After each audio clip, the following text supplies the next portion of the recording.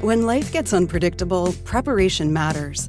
In medicine, it's all about staying alert, ready for whatever comes through the door. On the road, it's no different. That's why Volvo designs vehicles to help anticipate risk, reduce harm, and protect lives. The Volvo XC90's advanced safety systems inspire confident decisions wherever the road takes you. The Volvo XC90, for life. Proud sponsor of the Pit Podcast. Learn more at volvocars.ca/safety. The Mohawk Police Service of Akwesasne will soon be able to permanently patrol Quebec waters on its territory. But given the location of the community straddling the United States, Ontario, and Quebec, it will be a huge challenge. It's our pleasure to welcome the Chief of the Akwesasne Mohawk Police, Shawn Dulude, onto the program. Chief Dulude, welcome to the show. Yes, good morning, Elias. Thank you for having me. So first off, let's start talking about, what I mentioned off the top, the geographic complexities here of the territory and what challenges that presents when you're trying to tackle smuggling. Well, just for the listeners to understand, we straddle province of Quebec, province of Ontario, and part of our community is within the United States. So we provide policing services for Quebec and Ontario only. And the portion that will be on the American side, they have their own police services there that are the police of jurisdiction. So you have to keep in mind that although there's a Canadian criminal code, we also intervene in terms of penal procedures. So when we're talking two provinces, we're talking two penal codes of procedures. When we enter the U.S., well, there we're not police officers anymore. So whatever we were doing or attempting to do, it stops at the state line. So we have different laws and different applications of the laws that all my officers have to be aware of and be able to apply on a daily basis. And this is hard enough on ground, so you can just imagine on water. Okay, yeah. So that adds to the complexity here. So let's get into that, right? Because there was a deal announced, I believe it was in June, $6.2 million over 5 years in order to hire more officers, get a patrol boat here. So tell me, Chief Dulude, where do you want to get when it comes to tracking smuggling on the waters? Just, where do you want to end up and how much monitoring will you be doing thanks to this new money? Well, just for everybody to know, we have been monitoring for over the last 5 years now. We've had funding from the province of Ontario to help us in this domain, but the funding that we received did not permit us to have a boat out there 7 days a week and on, let's say, 2 or 3 rotating shifts to ensure that we have an almost 24-hour, 7-day-a-week surveillance. And thus, keep in mind, we patrol the waters up until mid to end January, before the St. Lawrence frees over because of the current we have there. So they're quite solicited and they're out there often. So that being said, we weren't able to provide what I want to provide in the near future, whereas we're going to be hiring more officers. We're looking at hiring 5 just for the Marine unit. I would like to get that done by year end. And then we'll be able to increase our capacity from within and be able to put out rotating shifts on a 7-day schedule, which isn't the case right now. So that being said, we're a small community. The people that are involved in this trade, well, they know who the officers are. They know when there's more vehicles in the parking lot at the office and they recognize the vehicles, well, they know that the officers are on the water that day. So in the near future, what I want to be able to do is whether you come by my office or you know if they're working or not, there's always going to be somebody on the water. So it's not, it's not a question, should we try to get something across today? It's, should we be trying to do it? Because AMPS is going to be out there on a regular basis, on a daily basis, which isn't the case right now. When it comes to smuggling, obviously top of mind in this province, in light of so many stories this year, is gun violence and gun smuggling. Is that also top of mind for you when it comes to smuggling? Just what are you looking at? Well, we look at everything. Whatever commodity is coming through that's illegal and that's not supposed to be going through, we will intervene. And like you just said, in light of the recent events in Montreal and Ottawa, Toronto, a lot of weapons have been coming in. Not necessarily all from my community, but there's many kilometers of border along just the Quebec and Ontario provinces with upstate New York. So it is a great concern for us. And you're asking what other commodities or what we target. Obviously, we're looking at illicit drugs smuggling trade going either up into Canada or down to the United States, and human smuggling. There's quite the price that's tagged on to certain immigrants that would like to get to the United States or to Canada, and they're willing to pay big dollars to make their dream come true. We're with Shawn Dulude, Chief of the Akwesasne Mohawk Police. We're talking about the measures being taken to stop smuggling, patrolling Quebec waters on the Akwesasne territory. So, Chief Dulude, I mean, you bring up human trafficking. Man, you know, this must sound, and you're up against, I would imagine, organized crime, and they're called organized crime for a reason, because they're organized, right? Does it ever seem like just a monumental challenge? Well, it is, as you just said, it is a challenge. It's a big challenge, but we have to start somewhere. I mean, we've been doing it for years, and we're just going to multiply our efforts, and hopefully we'll slow down the hemorrhage.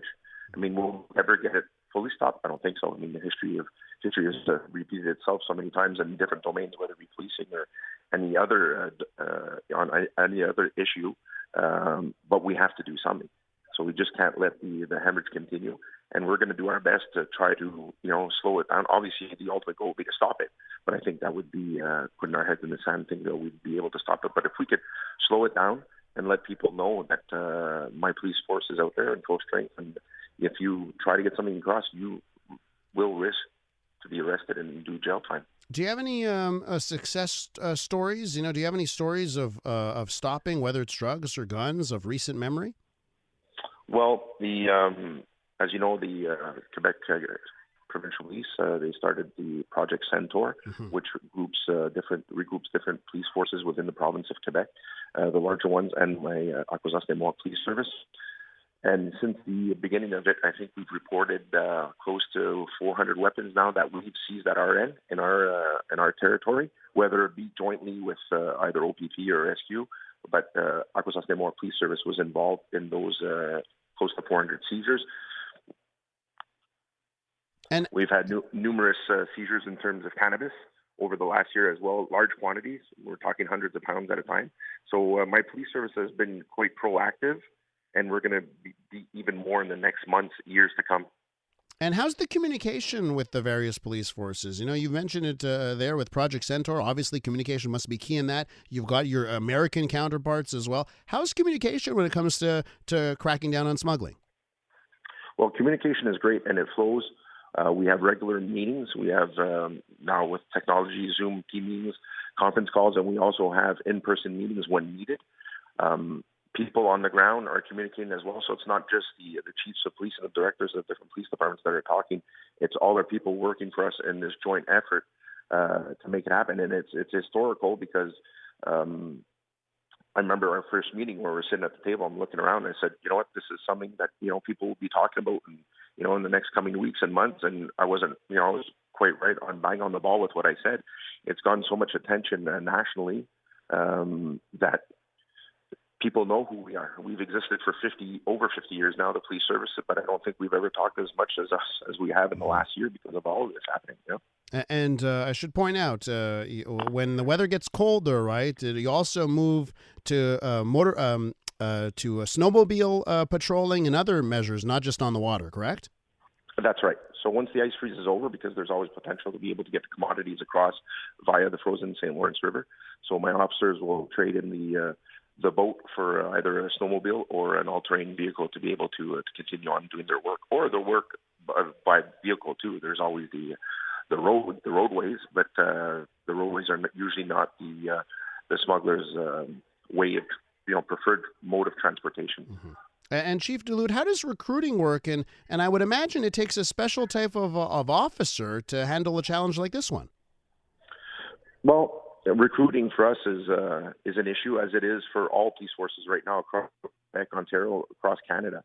We're having a hard time recruiting, and we try to target people that are from our community to want to join our police force, and if not, we have a preferential hiring. We'll try to hire First Nations police officers from different communities across the country. But we're not the only one. We're one of 36 police forces, First Nation police forces across the country, and we're all striving for the same thing. We want our people patrolling our communities, and it's a struggle. And when we do manage to hire, our retention isn't always as great as bigger police forces, let's say as the OPP or SQ or CMP. Mm-hmm. So we're having a hard time. Our issue in First Nation policing, as you've probably heard, is that we're not declared as being an essential service. And since we don't essential service status, we don't get the funding that goes along with it. So that's an issue that, may send off or scare certain potential candidates to come and work with us because, if the government decides that in 2-3 years they're not funding us anymore, they're not funding us to the height that they should be, well, that means layoffs for us. And it could even mean termination for some smaller police departments. And Chief, to wrap up, is this deal that's been signed in the $6.2 million an indication that that is being taken seriously and that maybe your concerns you just mentioned will be handled? Well, I must say the province of Quebec and the province of Ontario both have been great partners, as well as the federal government. But the designation of essential service is not a provincial affair; it's a federal affair. So we're waiting on the federal government to give us that essential service status.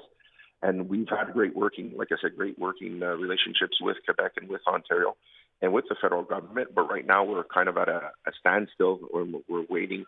All of us, all 36 chiefs of police, we're all waiting for the federal government to actually come out and give us that designation of essential service. And I think once that's done, I think we'll be able to move forward at a greater pace than what we are right now. Chief Dulude, thanks so much. I really appreciate you coming on and shedding some insight onto what the Akwesasne Mohawk Police does. I appreciate it. It's my pleasure, Elias. That is Shawn Dulude, Chief of the Akwesasne Mohawk Police.